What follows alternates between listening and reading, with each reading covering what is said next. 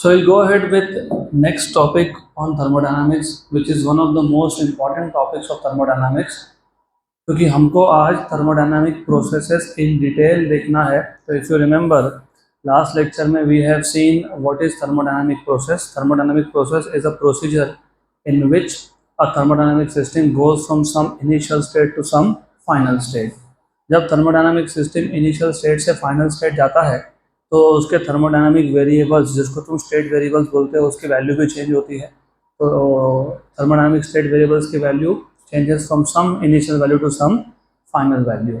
और जब thermodynamic variables मतलब प्रेशर, वॉल्यूम, टेम्परेचर की वैल्यू चेंज होनी होती है तो अपने आप तो नहीं होती है. तो उस केस में there are two ways in which the values of this state variables can change. One is by exchange of heat with the surroundings. तो सिस्टम या तो सराउंडिंग से हीट लेगा या सराउंडिंग को हीट देगा.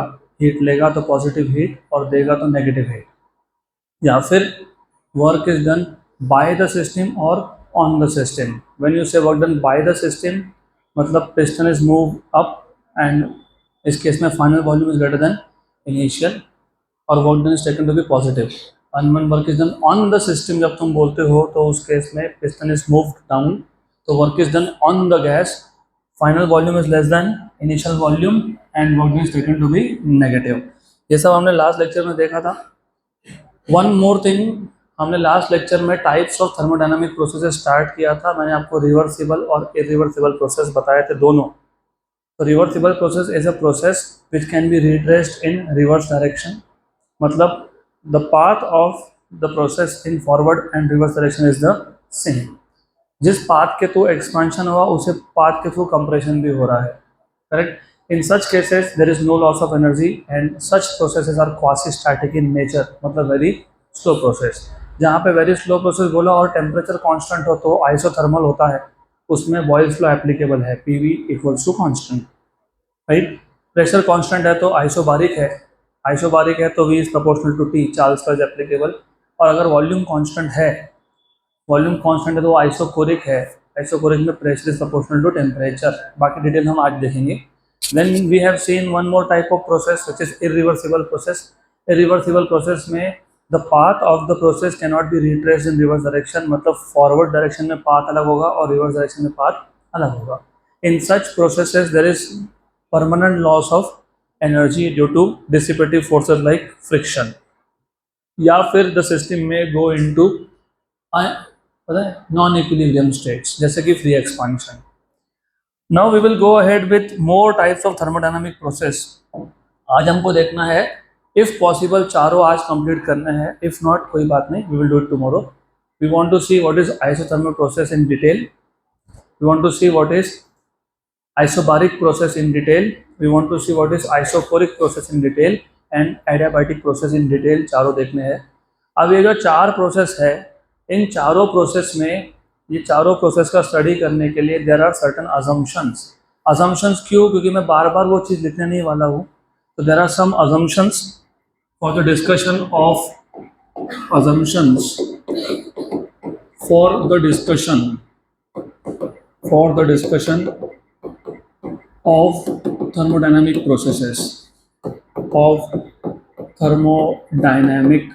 Processes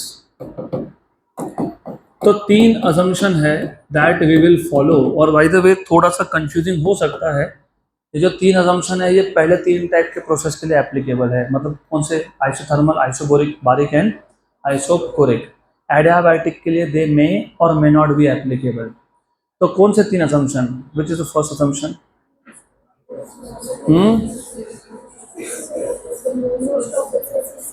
most of the process will be reversible. और जो प्रोसेस रिवर्सिबल होता है वो क्वासी स्टैटिक होता है. मतलब the changes occur very slowly.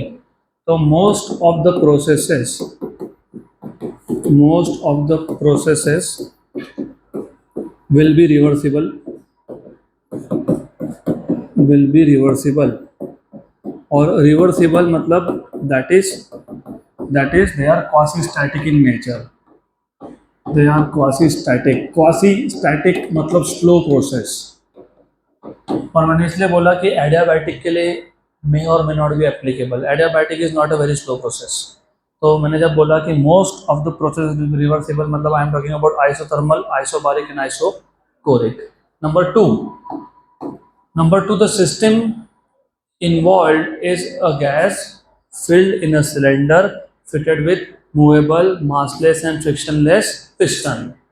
So system involved is a gas filled in a cylinder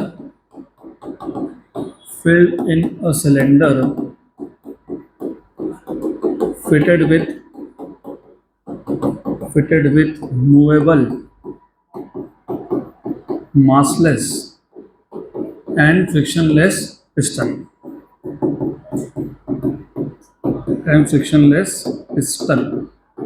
बाकी भी कुछ लिखा होगा तो ठीक है, but this is what you have to understand. बाकी ये लिखा होगा the walls of the cylinder may or may not be conducting depending on the process.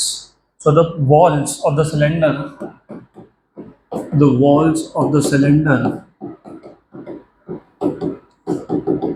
may or may not be conducting, मतलब may be good conductors or bad conductors, may be good or bad conductors depending on the process. It will depend from process to process, depending on the process. और मैं आपको पहले से बता देता हूँ, सिर्फ एडियाबैटिक के लिए बैड कंडक्टर होता है, that is adiabatic wall, non conducting. बाकी सारे प्रोसेस के लिए मोस्टली हम लोग यूज करेंगे conducting walls. Words are very important here. Mostly मतलब not in all cases. Number 3, ideal gas equation is always applicable. तो ideal gas equation is applicable. अब यहाँ थोड़ा ज़्यादा कंफ्यूजन होता है, थोड़ा नहीं बहुत ज़्यादा होता है. आइडियल गैस इक्वेशन आपने बनाया किससे था? Boyle's law, Charles law, Gay Lussac law को कंबाइन करके. एडियाबैटिक प्रोसेस ऐसा प्रोसेस है जिसमें तुम इंडिपेंडेंटली बॉयल्स लॉ नहीं अप्लाई कर सकते, तुम चार्ल्स लॉ नहीं अप्लाई कर सकते, तुम गिलुसाइफ लॉ भी नहीं अप्लाई कर सकते, लेकिन तुम आइडियल गैस इक्वेशन अप्लाई कर सकते हो. तो एडियाबैटिक प्रोसेस में you cannot independently use Boyle's law, you cannot independently use Charles' law, you cannot independently use Gilliland's law, but you can use ideal gas equation. तो जितने भी process हमको सीखने हैं, this 3 assumptions will be there. Most of the process will be reversible, that is they are quasi-static in nature, मतलब they are very slow processes. Most of them, not all of them. तो most में adiabatic नहीं आता है, सिर्फ isothermal, isobaric and isochoric. उसके बाद second point was the system involve is a gas filled in a cylinder fitted with a movable massless and frictionless piston. The walls of the cylinder may or may not be good conductors of heat, मतलब they may be good conductors or bad conductors of heat depending on the process. Number 3, ideal gas equation is applicable. Good. अब हम start करेंगे पहले isothermal process. Since as I tell this to every batch of mine, आप mostly आपका focus है JEE NEET पे, लेकिन आपको बोर्ड एग्जाम्स तो क्लियर करने ही पड़ेंगे. You don't have a option for that. इसके लिए ना ये जो 4 प्रोसेस है, ये 4 प्रोसेस का मैं आपको 4 स्टेप बता देता हूँ. वही स्टेप हर बार रिपीट करनी है, हर बार वही करना है. तो आपका जो वो याद रखते हो ना, मेमोराइज करते हो, वो थोड़ा काम कम हो जाएगा. याद रखना ही नहीं. 4 प्रोसेस है, 4 स्टेप है हर एक में. Number 1, introduction. थोड़ा बहुत इंट्रोड्यूस कर दो. थोड़ा बहुत में क्या होता है कि ये प्रोसेस क्या है, इसमें कौन कांस्टेंट है, इसमें कौन चेंज हो रहा है. तो नंबर 1 इज इंट्रोडक्शन, इंट्रोड्यूस कर दो. Number 2 is that you draw PV diagram. और sequence does not really matter, तुम पीवी डायग्राम आखिरी में भी ड्रॉ करोगे तो चलेगा, कोई प्रॉब्लम नहीं है. तो draw PV diagram for this process. Number 3, find what is the work done in each process. And number 4, apply float. पता है float क्या होता है? First law of thermodynamics, उसको बोलते हैं float. तो apply first law of thermodynamics. First law of thermodynamics.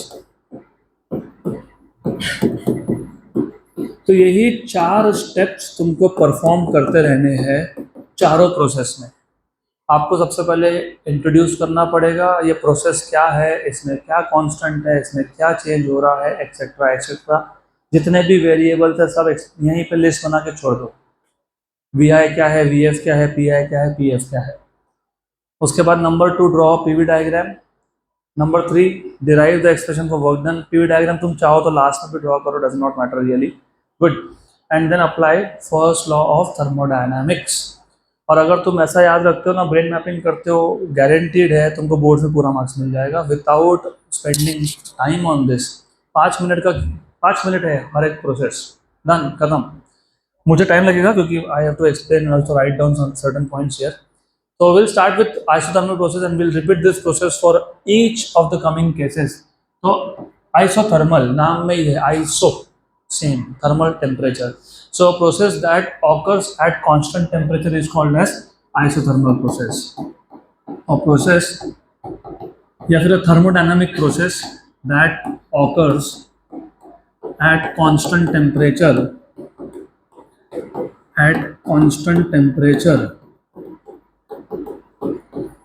is a thermodynamic process. Sorry, is an isothermal process. A process that occurs at constant temperature is an isothermal process. Good, right? और बाकी assumption तो हमने पहले ही बता दिए कि ये reversible है, ये क्वासी स्टैटिक है, उनको पता है, अब मैं लिखूंगा नहीं। In this process the changes in the state variable take place extremely slowly, वो हमको पता है क्योंकि हमने assumption में बोल दिया वो। Then in this process temperature तो कांस्टेंट है, लेकिन क्या चेंज हो रहा है, pressure and volume. So in this process pressure and volume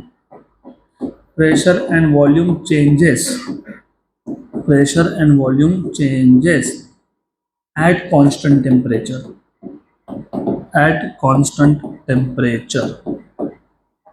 good. Then उसके बाद as I told you, system क्या है वो भी हमने पहले से ही लिख के रखा है, तो मैं यहाँ नहीं लिखूंगा, तुम बोर्ड एग्जाम में बता देना। Consider a gas filled in a cylinder fitted with movable massless and frictionless piston. अभी वो मैं लिख नहीं रहा हूँ, you have to write down. The walls of the cylinder in this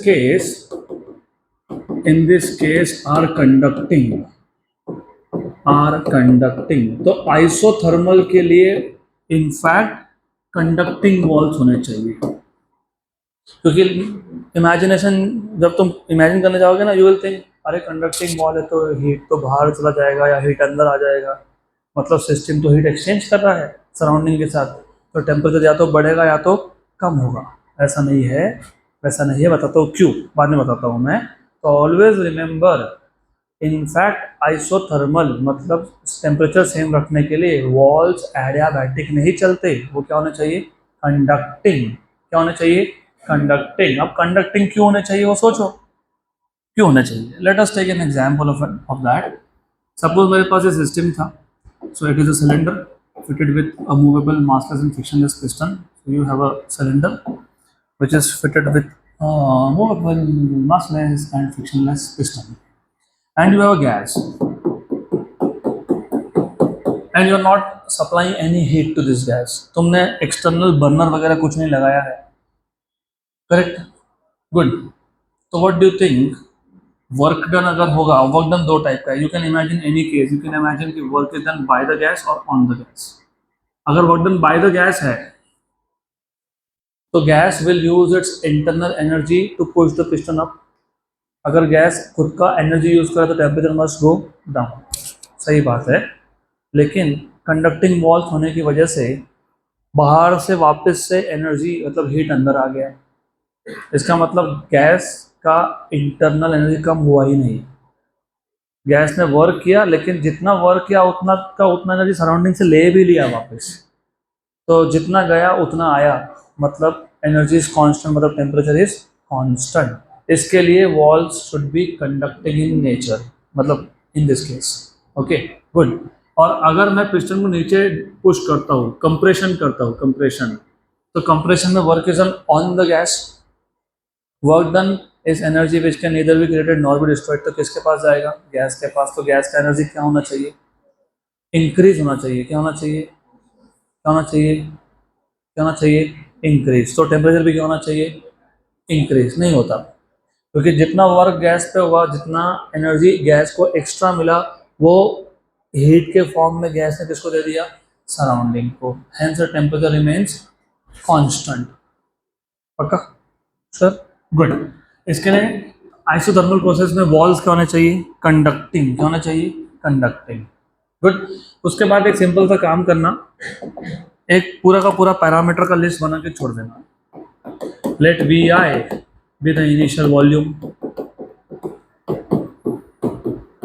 we F be the final volume, P I be the initial pressure, P F be the final pressure, T I T F लिख भी दिया तुमने, initial temperature final temperature, but they are same, तो temperature is constant. So in this case temperature is constant. ये हो गया, ये हो गया आपका स्टेप 1 खत्म। टेम्परेचर टी है, वो तो अभी तुमको पता ही है, तो लिख देता हूँ, टी इज कांस्टेंट टेम्परेचर। अब उसके बाद you need to draw a PV diagram. तो पीवी डायग्राम जब ड्रॉ करते हो तो डेफिनेटली यू नो दैट ये प्रोसेस है, और थर्मोडायनामिक प्रोसेस में अ गैस मतलब system goes from some initial state to some final state. तो ये प्रेशर एक्सिस है, ये वॉल्यूम एक्सिस है, तो कोई इनिशियल स्टेट होगा ए, तो मैं लिख देता हूँ A is the initial state of the system.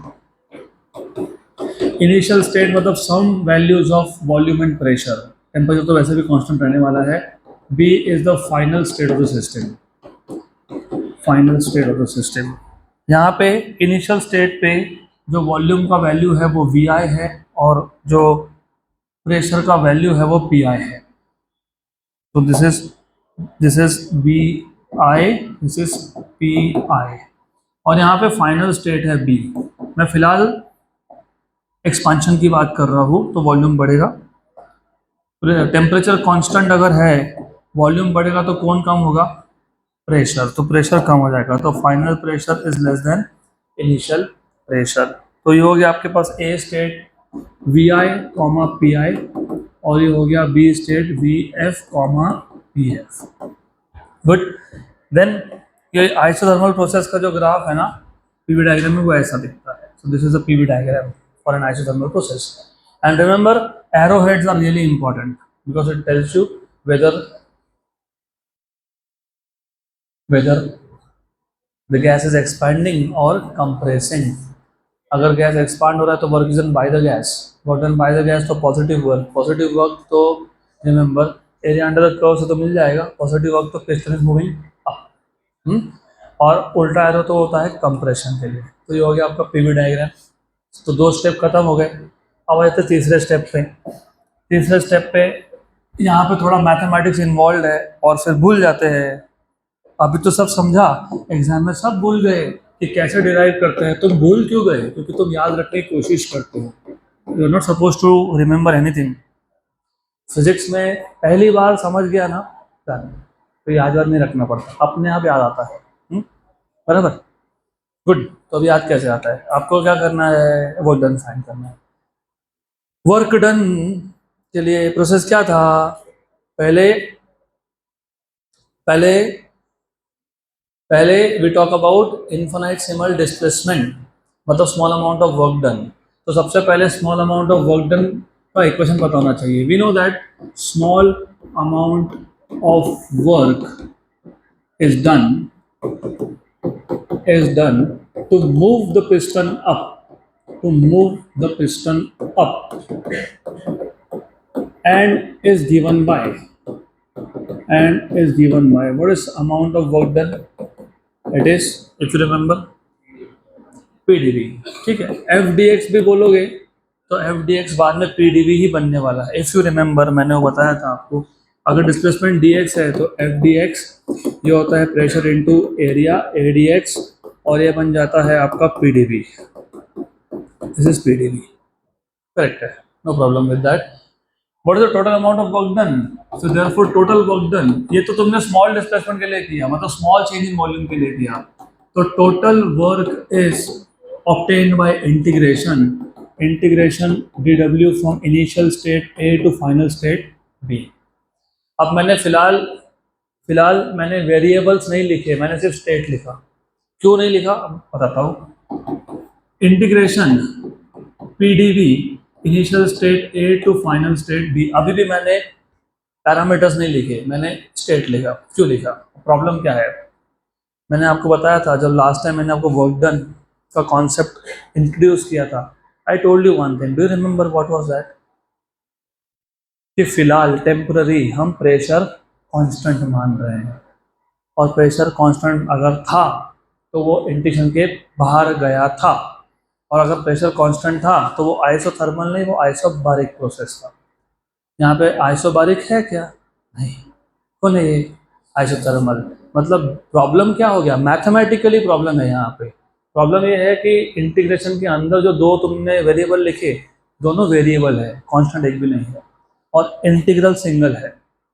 तो जब ऐसा हो तो तुमको दोनों में से एक को हटाना पड़ेगा। और जिस एक को हटा रहे हो उसको इन टर्म्स ऑफ कांस्टेंट लाना पड़ेगा। कांस्टेंट कौन सा वेरिएबल था? टेम्परेचर। कौन कांस्टेंट था यहाँ पे? कौन कांस्टेंट था? अरे थोड़ा जोर से, सुनाई कम देता है मेरे को, थोड़ा जोर से। टेम्परेचर, हाँ सुनाई प्रॉपर देता है, तुम बोल भी रहे हो। अब ऐसा है, read this state line, third assumption, ideal gas equation is applicable.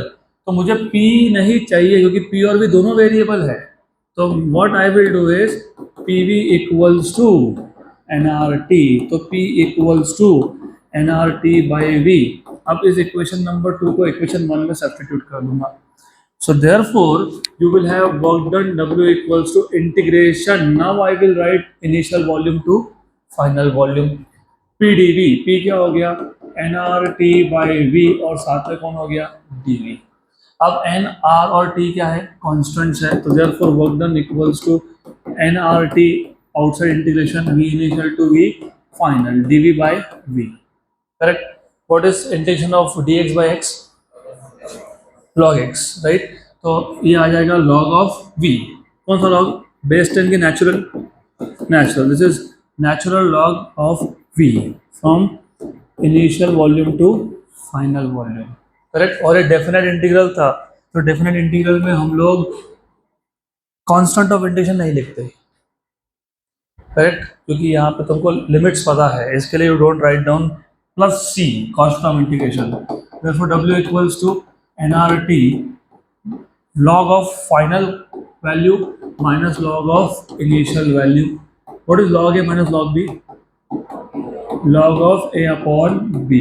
तो ये आ गया वर्क डन का equation for an isothermal process. nRT natural log of v final by v initial. अब इसका और एक फॉर्मूला बनता है जो नोट्स में नहीं है, वो जानबूझ के नहीं दिया मैंने, तो अभी बताता हूँ कि वो फॉर्मूला क्या है। You know, of course you know, process क्या था? आइसोथर्मल। तो pressure and volume are inversely proportional to each other, तो V is inversely proportional to P। तो जो फॉर्मूला तुमने लिखा वर्क डन का, W equals to nRT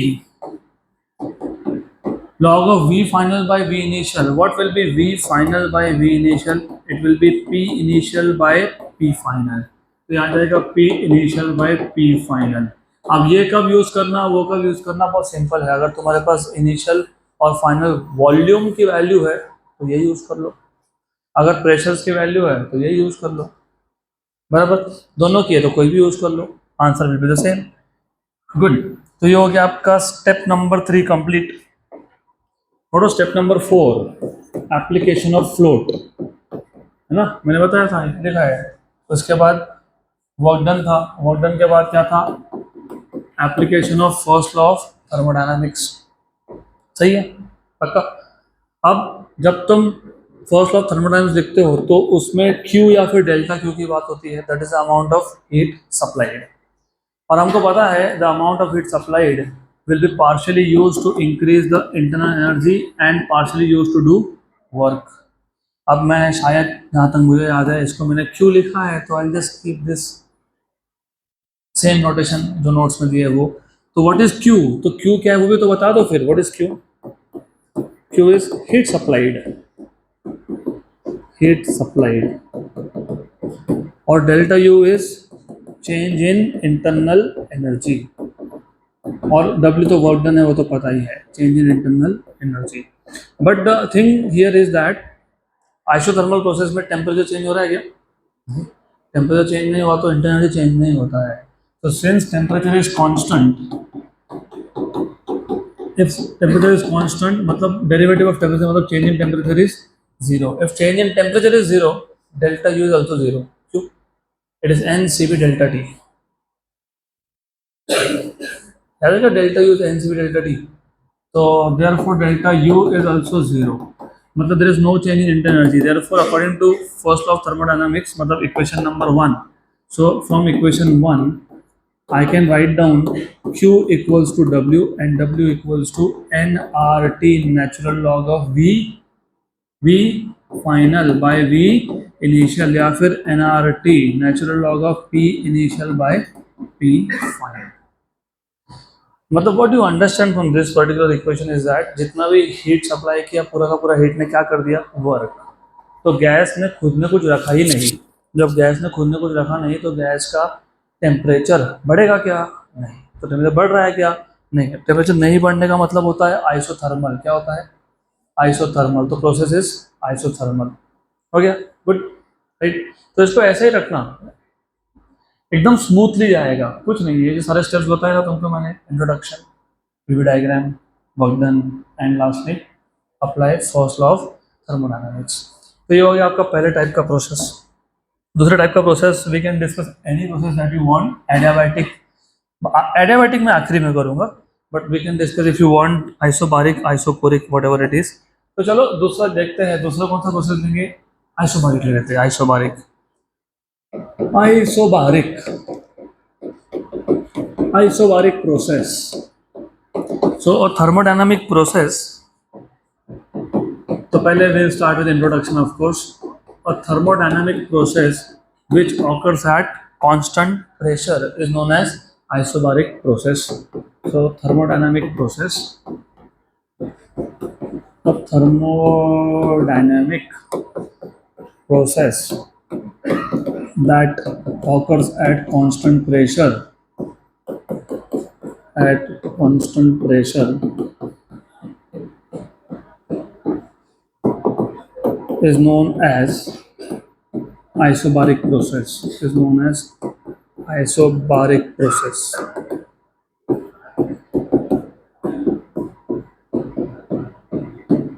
But then can you ever guess why it is called isobaric?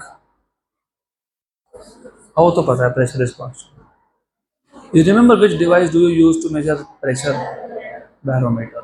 तो बैरो का BAR, iso मतलब same, BAR मतलब प्रेशर, आइसोबारिक, आइसोथर्मल, थर्मोमीटर का थर्म, तो आइसोथर्मल। उससे याद आया, जब तुम ये पीवी डायग्राम ड्रॉ करते हो एट कांस्टेंट टेम्परेचर, ये जो कर्व बनता है ना, इसको आइसोथर्म बोलते हैं।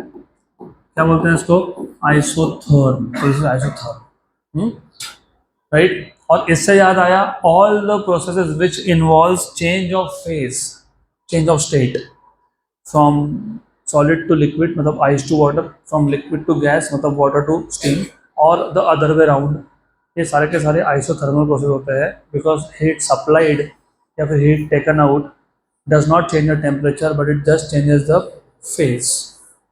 देन अब let us go back to again isobaric process. A thermodynamic process that occurs at constant pressure is known as isobaric process. तो ऐसा थर्मोडायनामिक प्रोसेस जो कांस्टेंट प्रेशर पे, उसको क्या बोलते हो? आइसोबारिक। क्या बोलते हो उसको? आइसोबारिक। ये आइसोबारिक प्रोसेस है। फिर उसके बाद प्रेशर कांस्टेंट है, क्या चेंज हो रहा है?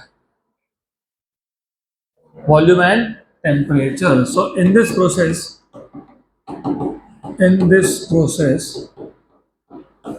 volume and temperature of the system मतलब gas changes at constant pressure, तो फिर वही लेट वही V I is initial volume, V F is final volume, T I is initial temperature और T F is final temperature. P I P F लिख भी रहे हो तो वो सेम ही आने वाला है, and P I and P F will be equal to P which is constant pressure. अब मैं लिख नहीं रहा, तुमको पता है V I is initial volume, V F is final volume, T I is initial temperature, T F is final temperature, P I and P F both are same and they are constant pressure because pressure is not changing.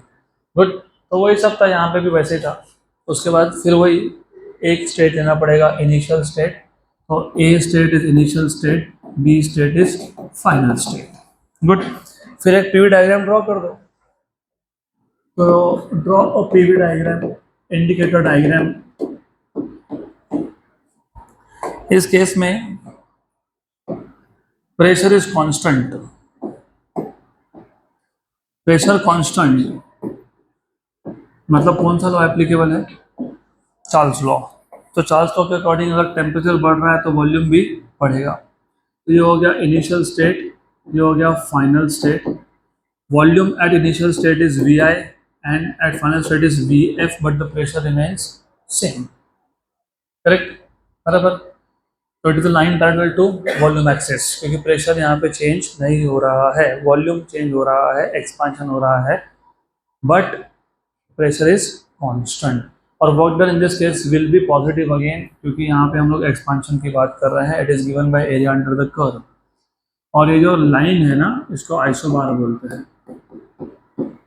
Good, then इसके बाद क्या बोला था मैंने आपको? क्या बोला था? वर्क डन, वो तो तुमने पहले ही करके रखा हुआ है।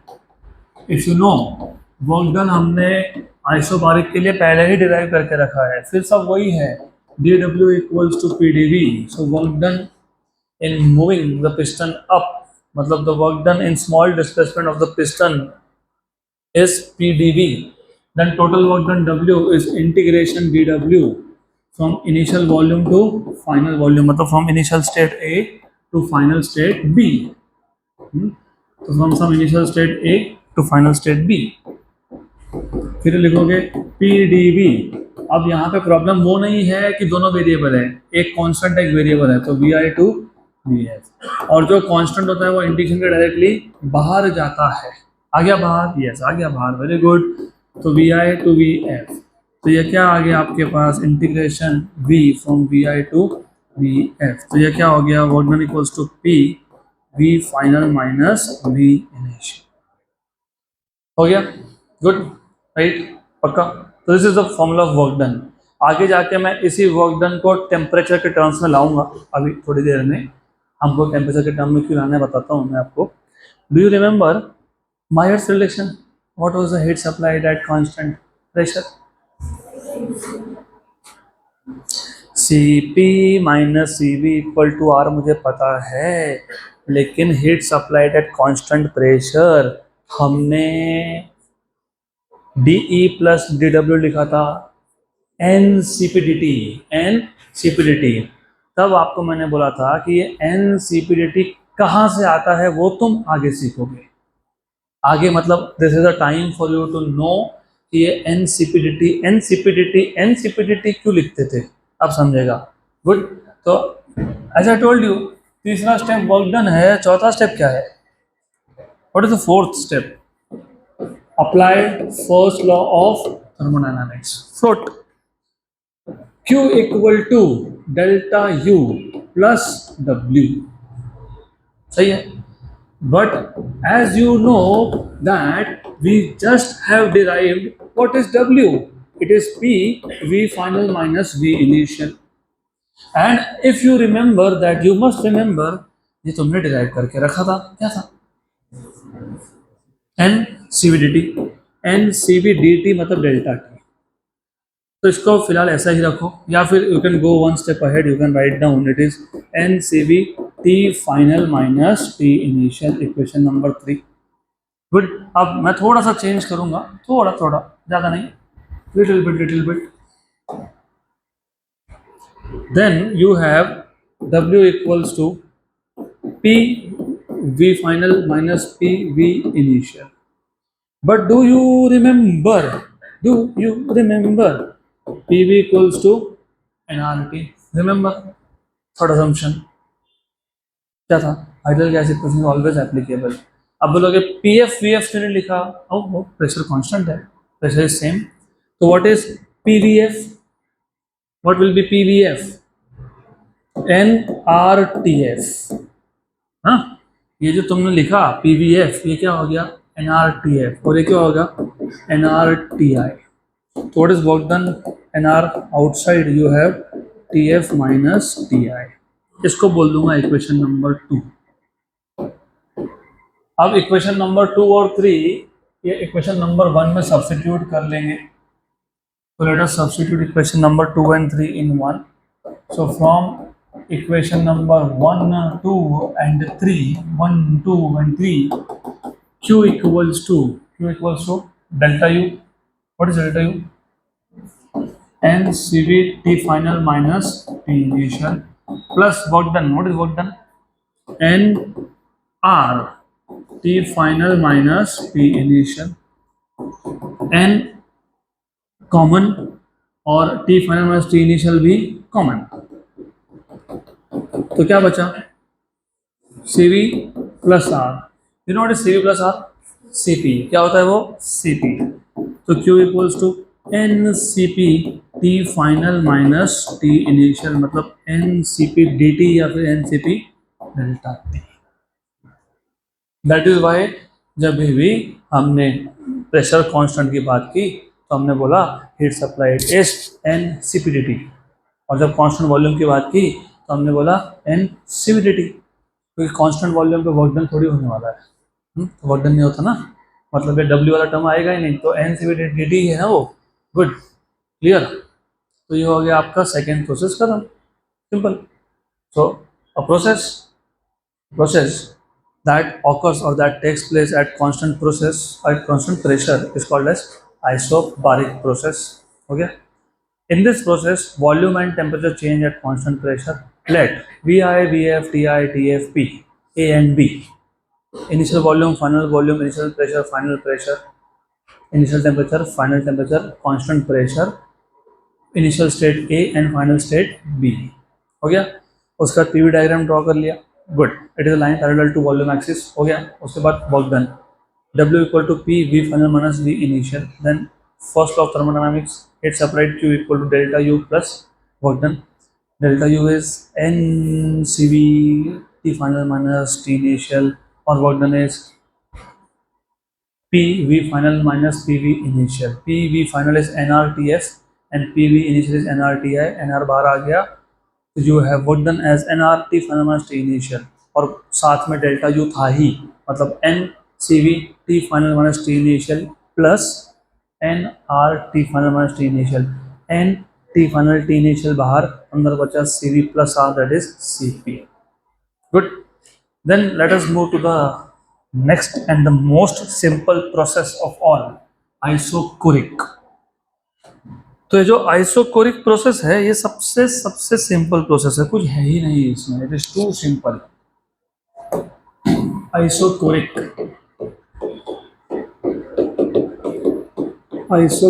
Process.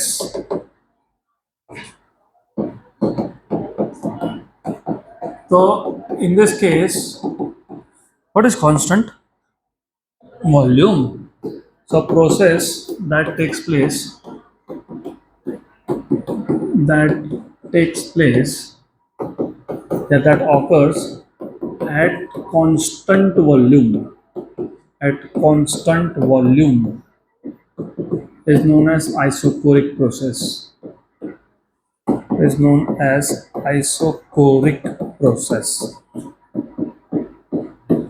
Good.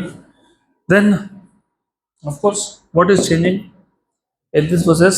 Pressure and temperature change at constant volume, मतलब Gay-Lussac's law is applicable. So in this process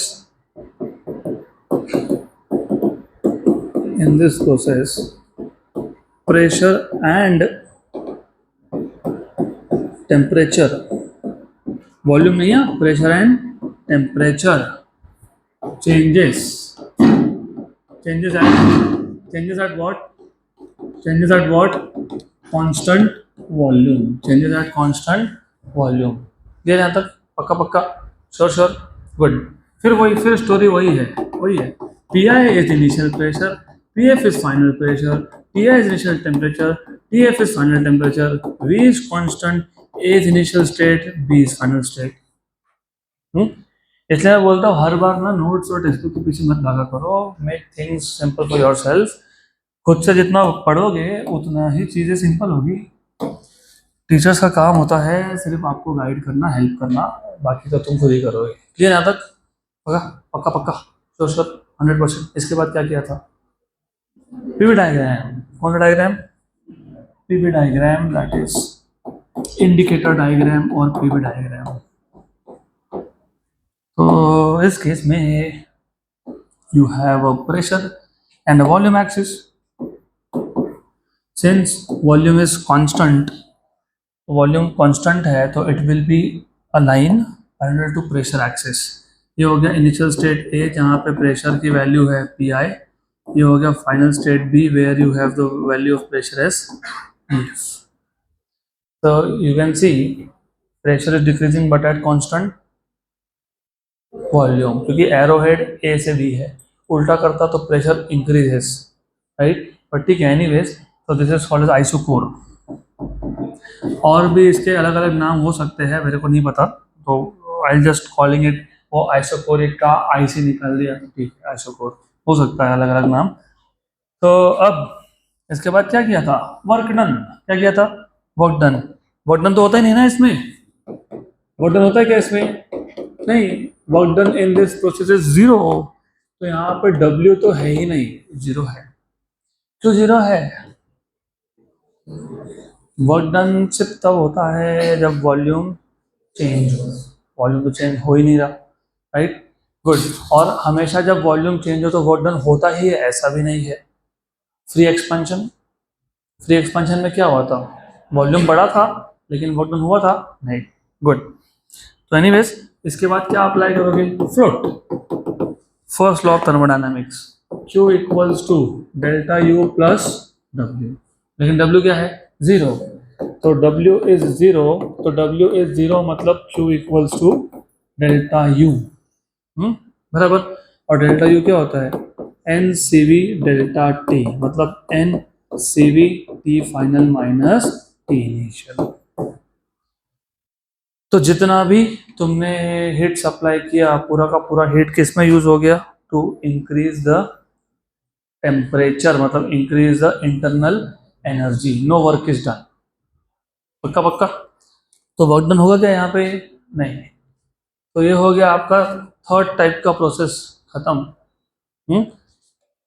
done. This is all that you need to know. अब इसके बाद बचता कौन है? Adiabatic process. तो before I go ahead to adiabatic process, थोड़ा सा एक टेबल जैसा कुछ बना लेते हैं, so that you remember all the formulas. This is the type of process, then which parameter is constant, of course याद रहेगा। उसके बाद what is the expression for work done. उसके बाद what is the total amount of heat supplied.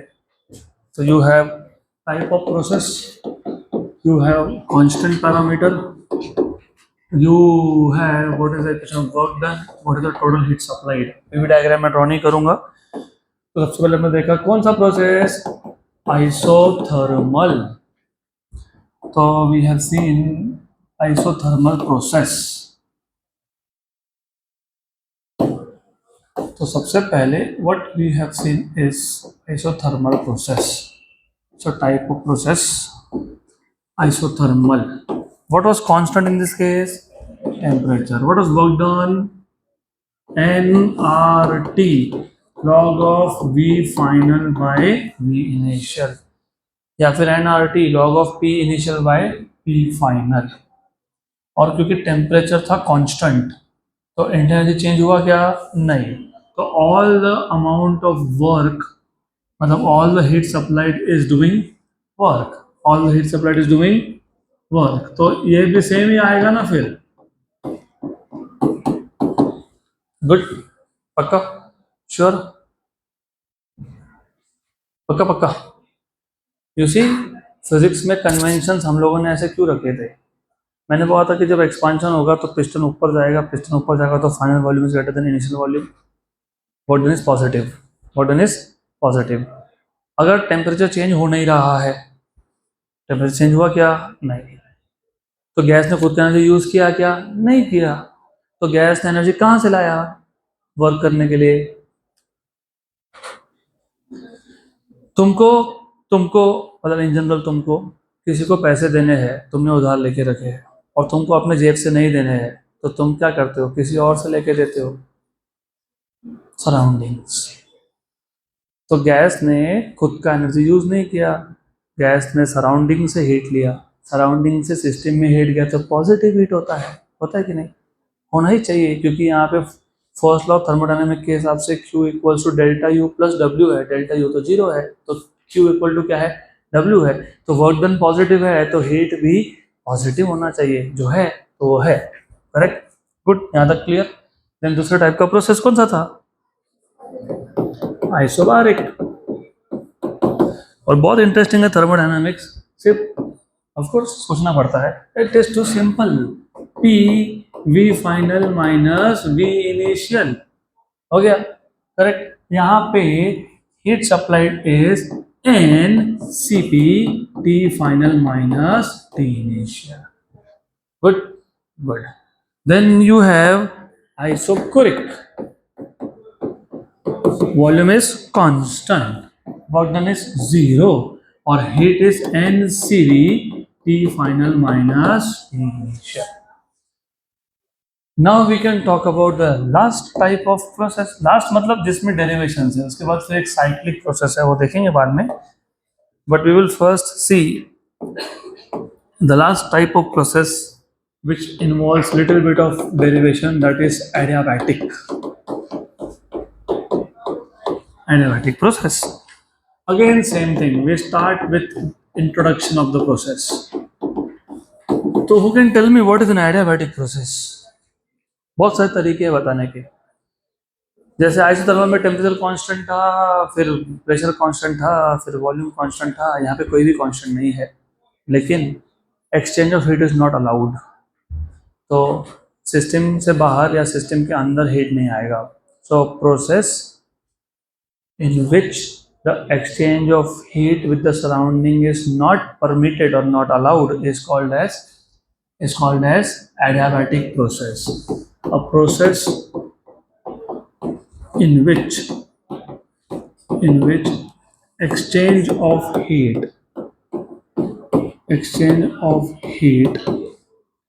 with its surroundings is not allowed, is not permitted, prohibited, is not allowed,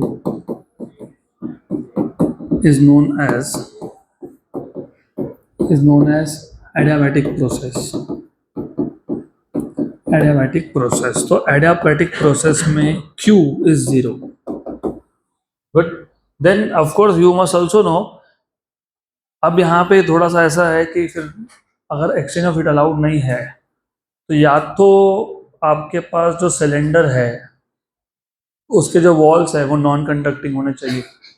अगर, अच्छे से सुन लेना है, अगर कंडीशनल है, if and only if the walls are non conducting, मतलब adiabatic in nature, तो उस केस में जो पिस्टन का मोमेंट है वो स्लो हो सकता है। स्लो हुआ, लेकिन work done on the system हुआ या बाय द सिस्टम हुआ, जो भी हुआ, सपोज मैंने पिस्टन को नीचे शिफ्ट किया तो work done on the system हुआ। अब पहले क्या हो रहा था, कंडक्टिंग वॉल होने की वजह से अगर प्रोसेस वेरी स्लो था, क्वासी स्टैटिक था, तो जो भी वर्क डन हुआ था गैस के ऊपर, गैस ने वो हीट किसको दे दिया? सराउंडिंग को, क्योंकि वॉल्स क्या थे? कंडक्टिंग। अगर वॉल्स नॉन कंडक्टिंग हो तो फिर इस केस में पिस्टन का मोशन स्लो चल सकता है। बट अगर वॉल्स कंडक्टिंग है तो उस केस में compulsorily the process should be rapid, sudden, very fast. ये सब एक ही वर्ड्स है। तो the walls of the container in this case, if they are non-conducting, then the process can be slow, चलेगा। But if the walls are conducting, in that case the process should be sudden, मतलब rapid. Example, balloon pin मार दो, गया, एक साथ पूरा हवा अंदर का डायरेक्टली सराउंडिंग के साथ कांटेक्ट में आ गया, सडन है. और उसी बलून में धीरे धीरे धीरे तुम एयर को रिलीज करो, धीरे धीरे, वो आइसोथर्मल है. गुड, बराबर. सिमिलरली टायर का सडनली फटना, सिमिलरली पिस्टन का रैपिडली नीचे जाना, ये सारे के सारे एडियाबैटिक प्रोसेस होते हैं. So in an adiabatic process, in an adiabatic process, if the walls are conducting, if the walls of the cylinder, मतलब container, if the walls of the cylinder are conducting,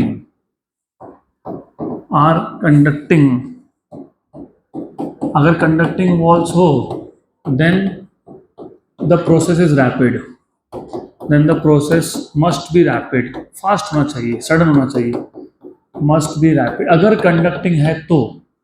otherwise अगर non conducting है तो slow भी चल सकता है, otherwise slow process भी चल सकता है. राइट. अब ये नोट्स में मैंने लिखा है नहीं लिखा है, किस टाइप से लिखा है, दैट यू कैन चेक, ये आपके अंडरस्टैंडिंग के लिए. अब यहाँ तक क्लियर? करेक्ट. अब ये ऐसा प्रोसेस है जिसमें एक साथ सभी चेंज होता है, हीट एक्सचेंज छोड़ के. मतलब यहाँ पे तीनों स्टेट वेरिएबल चेंज होते हैं, प्रेशर भी, वॉल्यूम भी एंड टेम्परेचर भी. जो तुम लिस्ट बना के लिख रहे थे, let V I initial volume, V F final volume, P I initial pressure, P F final pressure, तो दो दो वेरिएबल लिख दिए, तो तीसरा लिख नहीं रहते क्योंकि टेम्परेचर कांस्टेंट है. वी और टी लिख रहे थे तो प्रेशर नहीं लिख रहे क्योंकि प्रेशर कांस्टेंट है. यहाँ पे सभी चेंज होता है, तो T I is initial temperature and T F is final temperature. A is initial state, B is final state. बराबर. करेक्ट. यहाँ पे P, V और T एक साथ तीनों चेंज होते हैं. इसके लिए ही यहाँ पे मैंने बोला था कि बॉयल्स लॉ, चार्ल्स लॉ और गिब्स लॉ इंडिपेंडेंटली एप्लीकेबल नहीं है, क्योंकि बॉयल्स लॉ अप्लाई करने के लिए कंडीशन था कि टेम्परेचर कांस्टेंट होना चाहिए. यहाँ का कांस्टेंट है नहीं है, क्योंकि तुमने वर्क तो कर दिया सिस्टम के ऊपर, तुमने हीट को बाहर जाने नहीं दिया, तो वो जो हीट जनरेट हुआ because of work done, that will increase the temperature, and because you are pushing the piston down, you are decreasing the volume, and if the volume decreases, pressure will always increase. मतलब यहाँ पे pressure, volume, temperature सभी change हो गया. Correct.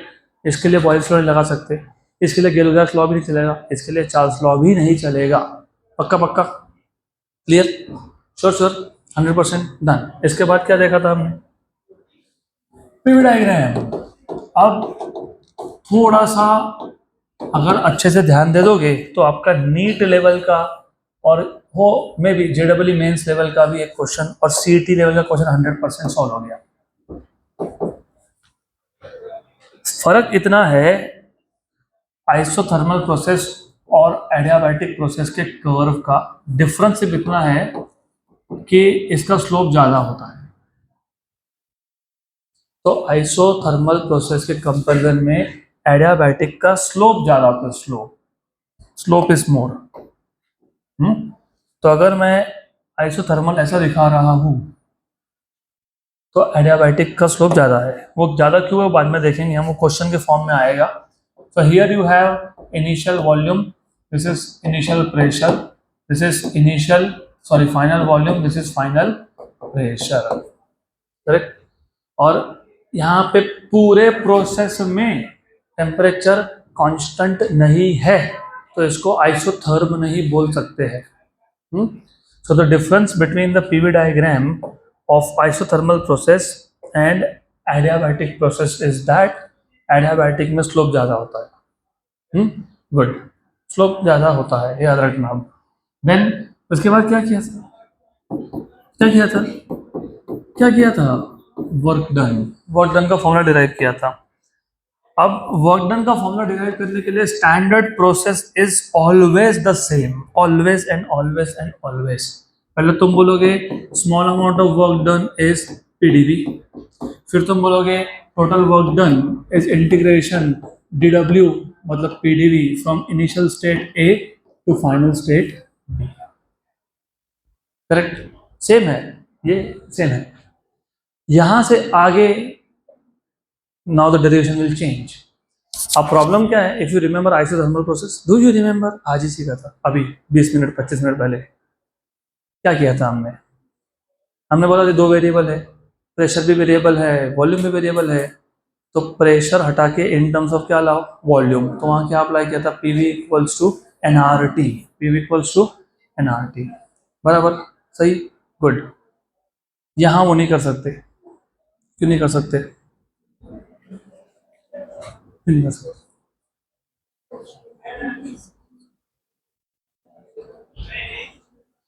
PV equal to NRT लिखा था, फिर P equal to NRT by V लिखा था, एनआरटी बाहर आ गया था क्योंकि एन आर और टी सब कांस्टेंट थे। यहाँ पे तुम पीवी इक्वल टू एनआरटी लिख के P equal to NRT by V भी लिख दो, लिख सकते हो, यस लिख सकते हो, but the problem is that T is not constant here. फिर प्रॉब्लम तो वही रहेगा ना आपका, क्या रहेगा प्रॉब्लम, कि तुमने इन टर्म्स ऑफ टी तो लिख दिया, लेकिन टी भी तो बाहर नहीं आएगा इंटीग्रेशन के, क्योंकि वो वेरिएबल है, तो क्या करेंगे? तो यहाँ पे एज आई टोल्ड यू, जैसे बॉयल्स लॉ में P V equal to constant था, P initial V initial equal to P final V final, यहाँ पे वैसा चलता ही नहीं है, डजंट वर्क हियर। तो यहाँ पे क्या चलता है, P V raise to gamma equals to constant. तो for an adiabatic process you have P V raise to gamma equals to a constant. Good, right, सही है। इसके आगे करोगे क्या वो बताओ?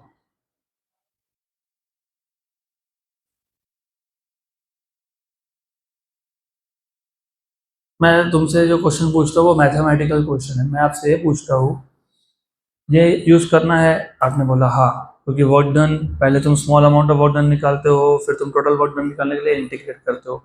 इसका प्रॉब्लम क्या है कि ना प्रेशर इंटीग्रेशन के बाहर आएगा ना वॉल्यूम आएगा, दोनों वेरिएबल्स है। तो करेंगे क्या इसके बाद?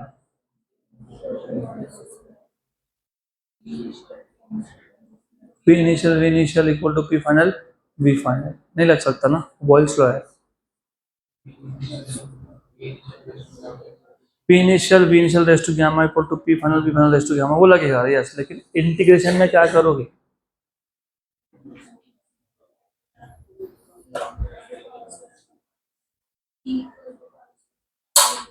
लेकिन वो कांस्टेंट क्या है, कांस्टेंट, वो कांस्टेंट का वैल्यू थोड़ी पता है तुमको, इसलिए तो लिख नहीं रहे ना, इसलिए तो लिख नहीं रहे। देखो जरा नोट्स में देखो क्या किया है।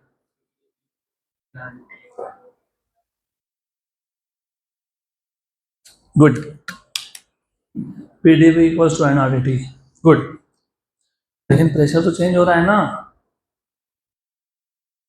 तो तुमने पीडीवी क्यों बोला, तुमने वीडीपी क्यों नहीं बोला?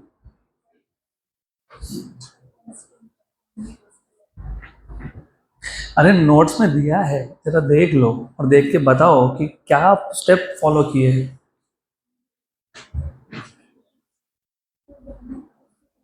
हाँ, P V raise to gamma equals to constant, उसके आगे क्या है? हाँ, तो P equals to constant upon V raise to gamma, उसके बाद क्या?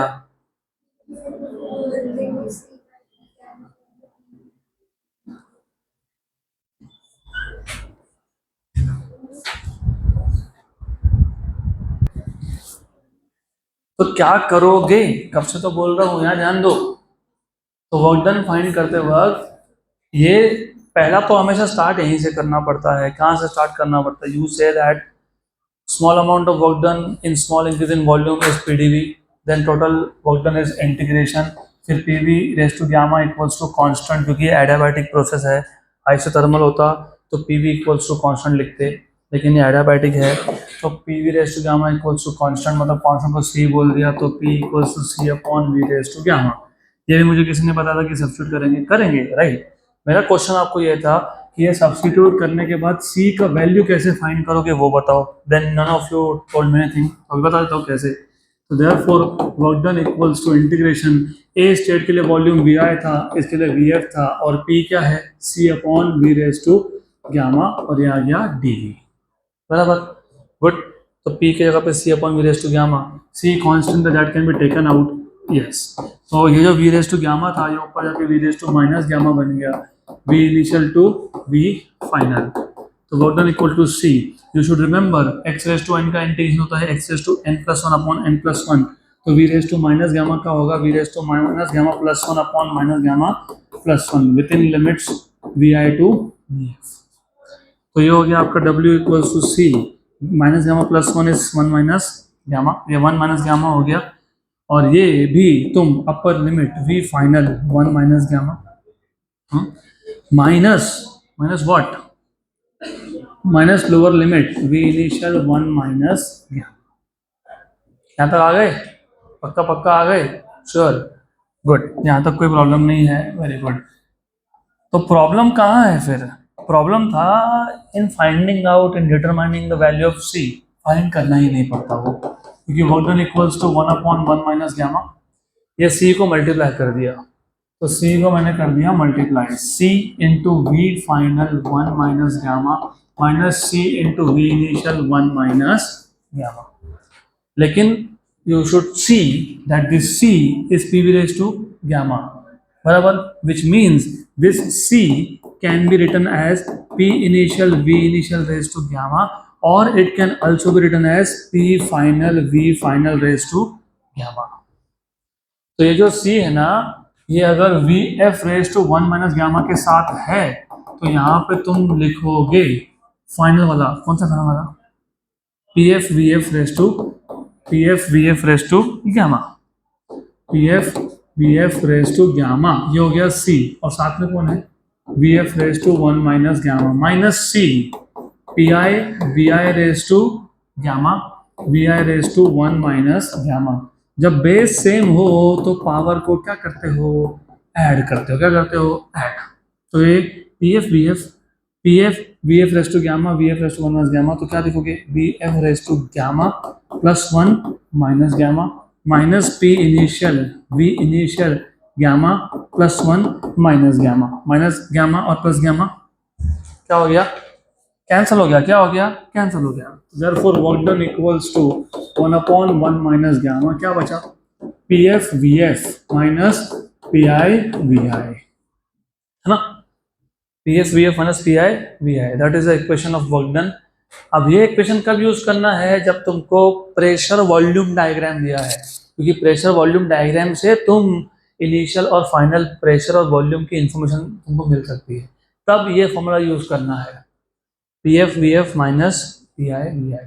लेकिन sometimes they tell you final temperature and initial temperature, तुम्हारे पास कोई पीवी डायग्राम नहीं है, तो उस केस में तुम क्या करते हो, P V equals to N R T लिखते हो, P initial V initial is N R T initial, P final V final equals to N R T final.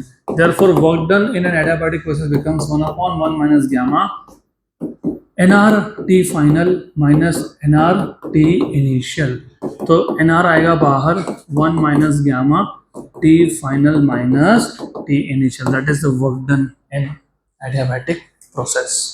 This equation is in terms of final and initial temperature, and the previous equation here it is, or here it is in terms of pressure and volume, right?